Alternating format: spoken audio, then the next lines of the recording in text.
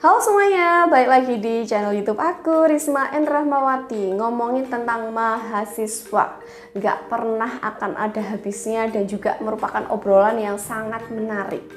Ya, mahasiswa itu nanti bergelut dengan penelitian, kemudian dengan orang banyak, kemudian teman-teman juga akan menemukan hal-hal yang baru. Ya, obrolan tentang tips-tips cepat lulus kuliah, obrolan tentang sidang, sampai obrolan ringan galau-galau juga nggak akan pernah ada habisnya.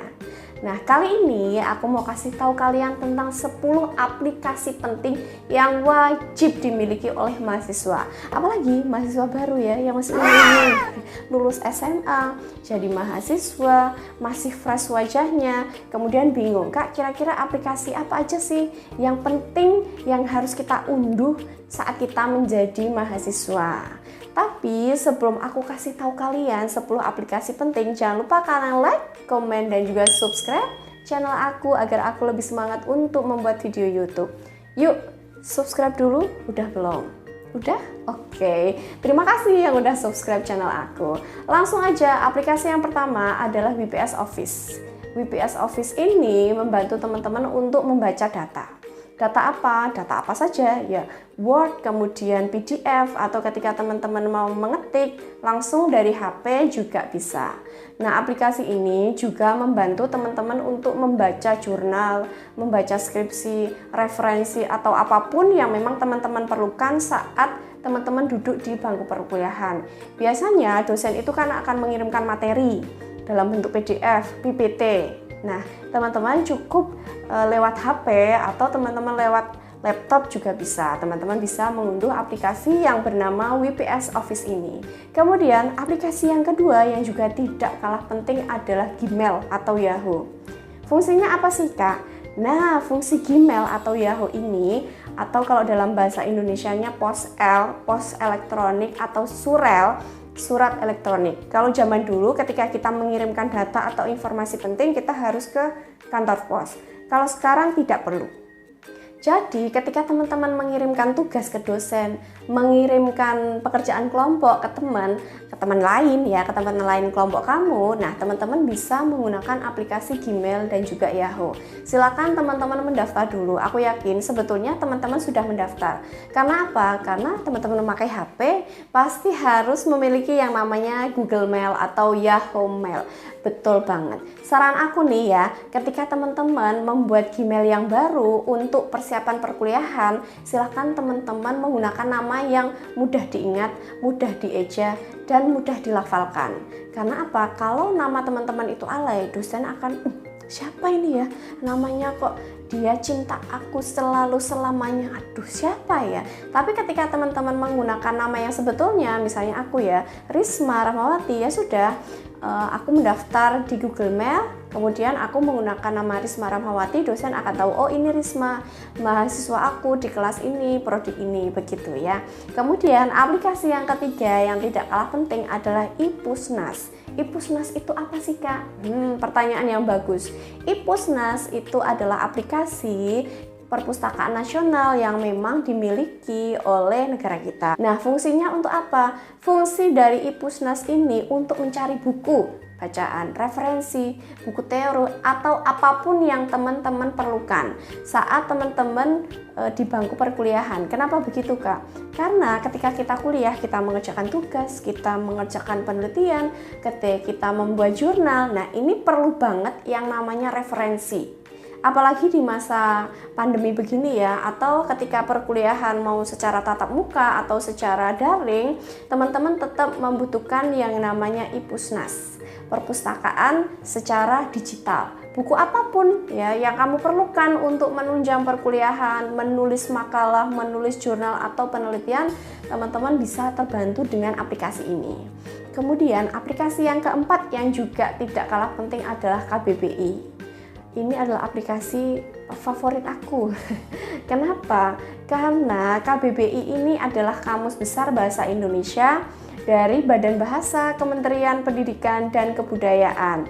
Hati-hati ya teman-teman, ketika teman-teman mengunduh yang namanya kamus itu banyak banget di Play Store atau di App Store. Tapi yang asli milik dari Badan Bahasa Kementerian Pendidikan dan Kebudayaan adalah KBBI edisi kelima warna biru, logonya Tuturi Handayani. Di sini teman-teman itu bisa mencari kata yang baku ya. Ragam ilmiah itu apa saja? Teman-teman bisa mencari di sini. Karena teman-teman yang namanya mahasiswa itu tidak luput dari yang namanya penulisan karya tulis ilmiah. Teman-teman pengen lulus S1? Ya. Teman-teman pengen lulus S2? Iya. Teman-teman pengen lulus S3 misalnya? Iya. Dan teman-teman nanti akan menulis satu produk penelitian sebelum teman-teman dinyatakan lulus dari kampus teman-teman. Nah, produk penelitianmu itu misalnya skripsi atau tesis. Tesis atau skripsimu ini tidak hanya dibaca oleh dirimu sendiri, bukan hanya satu buah buku yang usang kemudian ditempel di kamar ya, diletakkan di kamar kita, tidak. Tetapi produk penelitian kita ini akan dibaca oleh semua orang, apalagi ketika kita sudah unggah di internet. Semua orang bisa membaca. Ketika teman-teman penulisannya bagus, teknik menulisnya bagus, nah orang-orang akan, oh ini dari kampus mana ya? Siapa penulisnya? Kalau tulisan teman-teman itu salah ejaannya, ya, salah kebakuan bahasanya, orang lain akan, ini dari kampus mana ya? Kok tata tulisnya jelek sekali, begitu. Nah, dengan adanya kamu secara daring ini, teman-teman bisa memudahkan mencari kata baku. Misalnya, zaman dengan zaman. Yang baku yang mana ini, Kak? Yang baku adalah zaman. Izin dengan izin. Menggunakan C atau menggunakan Z. Yang betul menggunakan Z, izin. Dan masih banyak lagi kata yang bisa teman-teman temukan di KBBI.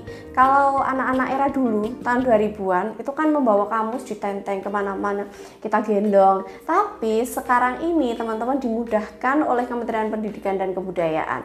Cukup teman-teman mengunduh aplikasi yang namanya KBBI.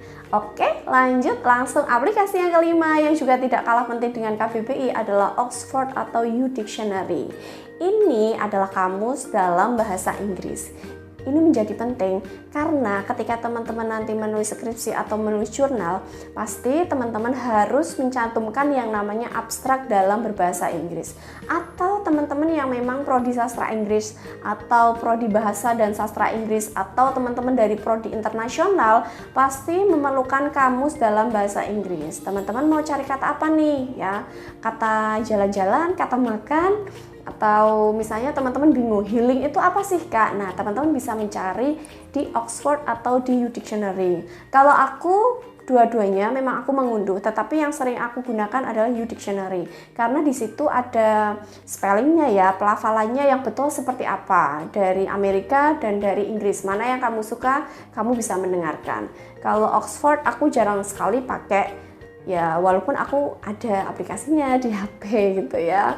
Kemudian aplikasi yang keenam yang gak kalah penting yang teman-teman juga harus unduh entah di PC-mu atau di HP kamu. Nah, ini adalah aplikasi yang bernama Evernote atau buku catatan. Karena eranya sudah digital, jarang banget ya sekarang orang-orang atau mahasiswa itu mencatat menggunakan buku. Kecuali memang sudah tatap muka atau berada di kelas, pasti mau nggak mau menggunakan buku. Atau ada juga mahasiswa yang lebih suka mencoret-coret di bukunya, bukan buku tulis ya, tetapi buku teori atau buku referensi yang mereka baca. Nah, Evernote ini adalah aplikasi buku catatan yang memang memudahkan teman-teman itu untuk membuat rangkuman, membuat catatan penting hasil dari perkuliahan. Misalnya dosen kan menjelaskan hari ini kuliah apa nih, sistematika misalnya. Nah, teman-teman untuk memudahkan langsung saja buka HP, langsung dicatat. Apalagi bagi teman-teman yang memang berprofesi sebagai penulis atau suka menulis nih, menulis puisi, menulis cerpen, atau menulis novel, Evernote atau aplikasi sejenis ini sangat membantu teman-teman untuk menulis inspirasi. Kenapa aku bisa ngomong kayak gitu? Karena inspirasi itu bisa datang kapan saja, di mana saja.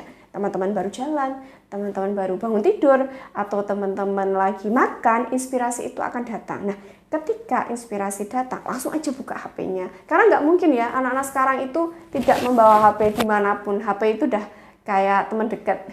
Kalau istilah anak sekarang, HP itu udah kayak bestiku. Nggak mungkin aku bangun tidur yang aku cari adalah HP.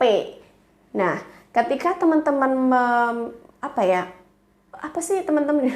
ketika teman-teman menemukan inspirasi baru bangun tidur, kemudian teman-teman sudah punya aplikasi Evernote, teman-teman tinggal buka, catat, kemudian nanti idenya itu akan dikembangkan di rumah ketika teman-teman sudah benar-benar fokus. Selanjutnya langsung aja aplikasi yang ketujuh yang juga tidak kalah penting adalah scanner PDF. Untuk apa sih ini Kak? Ketika teman-teman mendapatkan tugas dari dosen, teman-teman kadang-kadang diminta mengumpulkan dalam bentuk Word atau dalam bentuk PDF, atau teman-teman juga kadang-kadang dosen itu meminta mahasiswa untuk menulis tangan untuk menghindari plagiasi. Dikerjakan sendiri, silakan ditulis tangan. Kemudian dosen meminta dikumpulkan dalam bentuk PDF. Nah, scanner PDF atau cam scanner ini membantu untuk mengubah format, mungkin dari Word ke PDF, mungkin dari JPG ke PDF. Jadi aplikasi ini juga tidak kalah penting dari aplikasi yang keenam lainnya yang sudah aku omongin ke kalian tadi. Lanjut, aplikasi yang ke-8, lumayan ngos-ngosan ya. Ngomongin aplikasi yang penting untuk mahasiswa dari 1 sampai dengan ke-10. Sekarang kita masuk ke aplikasi yang ke-8. Aplikasi yang penting yang ke-8 namanya adalah perekam suara. Kenapa aplikasi ini menjadi penting? Karena ketika teman-teman melakukan penelitian, terutama penelitian di lapangan atau orang-orang yang ingin mewawancara narasumber, teman-teman butuh yang namanya perekam suara di HP-mu ya. Ketika teman-teman sudah punya aplikasi ini, wawancara dengan narasumber, perekam suara tinggal disodorkan, teman-teman bisa mencatat. Jadi ada salinan datanya. Selain yang teman-teman catat, juga yang sudah teman-teman siapkan di perekam suara. Kalau dulu orang-orang itu kan pakai alat yang besar ya untuk merekam. Tapi sekarang cukup dengan mengunduh aplikasi perekam suara, teman-teman bisa menyimpan data hasil wawancara dengan narasumber, atau ketika teman-teman sedang bertanya pada dosen, ketemu langsung, klik. Nah, maka teman-teman ketika akan membuka lagi data atau percakapan yang tadi diutarakan oleh dosen, tinggal didengarin tuh dari HP teman-teman. Nah, mudah banget kan? Kemudian aplikasi nomor 9 adalah Google Drive. Google Drive ini bukan hanya untuk mahasiswa, kalangan umum pun juga sebetulnya butuh banget aplikasi yang namanya Google Drive. Menyimpan data, mengirimkan data, konsultasi dengan dosen, teman-teman bisa menggunakan Google Drive. Kemudian yang terakhir, aplikasi yang terakhir yang sangat-sangat penting itu namanya aplikasi research, tool, areas, journals. Nah, ini nih aplikasinya. Kak, aplikasi ini untuk apa sih? Jadi aplikasi ini memuat banyak sekali mesin pencarian. Apa saja? Yang pertama, Google Scholar atau Google Cendekia. Google Cendekia itu apa sih Kak? Google Cendekia itu adalah satu aplikasi, atau ini memang milik Google ya, menyimpan data-data penelitian yang sudah dilakukan oleh orang lain atau yang terdahulu. Terutama ketika teman-teman menulis skripsi, menulis tesis, teman-teman akan membutuhkan yang namanya Google Cendekia. Teman-teman langsung aja download aplikasi yang namanya Research, karena di sini banyak, selain Google Cendekia juga ada jurnal-jurnal internasional. Jadi tinggal teman-teman klik, teman-teman bisa menemukan data-data jurnal yang teman-teman butuhkan dari semua negara manapun ya. Oh, karena prinsipnya begini, ketika teman-teman melakukan penelitian nanti, ketika teman-teman sudah mau menulis skripsi, jangan sampai penelitian yang teman-teman lakukan itu sudah sama dengan penelitian sebelumnya. Nah, ini fungsinya dari Google Cendekia yang bisa teman-teman akses di aplikasi Research. Ya, kenapa? Karena teman-teman bisa mencari tuh, misalnya aku pengen meneliti novel ini, aku pengen meneliti film ini, aku ingin meneliti tentang apapun yang teman-teman perlukan, teman-teman bisa cek di Google Cendekia. Oh, orang ini si A sudah pernah meneliti, jadi jangan sampai aku melakukan penelitian itu lagi, karena nanti bisa dianggap plagiasi. Nah, itu tadi 10 aplikasi penting yang bisa teman-teman unduh di Play Store ataupun di App Store, ataupun nanti teman-teman ketika mau mengunduh di laptop juga silakan. Semoga apa yang aku sampaikan ke teman-teman dari awal sampai dengan akhir bermanfaat bagi kalian semua. Yuk, yang belum subscribe, minta tolong subscribe-nya agar aku lebih semangat membuat konten YouTube. Sampai jumpa, bye!